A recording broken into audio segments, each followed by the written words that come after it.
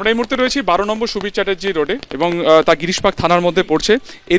এদিন সকালবেলাতে এই প্রবল বৃষ্টিপাতের জেরে এই যে বাড়ি দেখা যাচ্ছে প্লাস এই যে তিনতলা বিল্ডিংয়ের একটা অংশ, সেটা কিন্তু এই মুহূর্তে একটা অংশ কার্যত ভেঙে পড়েছে। অনেকদিন আগে থেকেই এই বাড়িটিকে পরিত্যক্ত হিসেবে ঘোষণা করা হয়েছিল এবং এই প্রবল বর্ষণের জেরে একটা অংশ কার্যত পুরোপুরি ভেঙে গিয়েছে।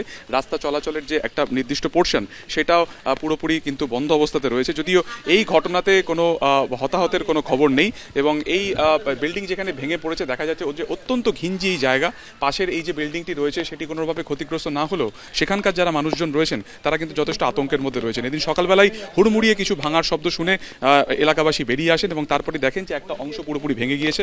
দেখা যাচ্ছে যে পাশে যে গাড়ি পার্কিং অবস্থাতে ছিল সেটার কিছুটা ড্যামেজ হয়েছে। 84 বিবি গাঙ্গুলি স্ট্রিট এখানের এই যে বউবাজার মার্কেট, বহু প্রাচীন এই মার্কেটের ওপরের দিকে যে ঝুল বারান্দার অংশ, এদিন সকালবেলাতে কিন্তু প্রবল বৃষ্টির জেরে তার একটা অংশ ভেঙে পড়েছে।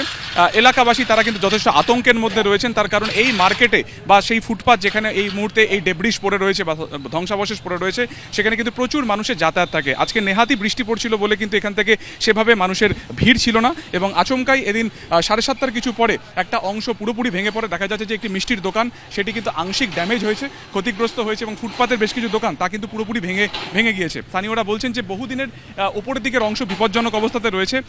বারবার পুরসভাকে বলার পরও কিন্তু কোনো রকম ব্যবস্থা নেওয়া হচ্ছে না।